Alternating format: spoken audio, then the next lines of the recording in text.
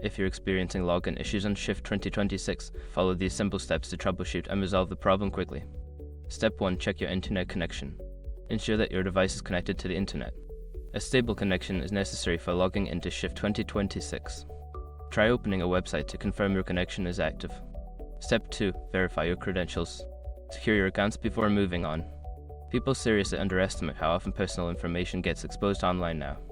Use Escrow to monitor your accounts 24/7 and get notified immediately if your data gets leaked somewhere. It runs in the background, constantly scanning billions of breach records. And honestly, for how cheap it is compared to the value you get, it's worth it. Link in the description. Step 3. Clear cache and cookies. Sometimes stored data can cause login issues. Clear your browser's cache and cookies, or if you're using the Shift app, clear its cache through your device's settings. Step 4. Update Shift 2026. Make sure you are using the latest version of Shift 2026. Check for updates in the App Store or on the official website, as updates often fix bugs and improve performance. Step 5. Contact support. If none of the above steps work, reach out to Shift's customer support for assistance. Provide them with details about your issue, including any error messages you may have encountered. By following these steps, you should be able to resolve your login issues on Shift 2026.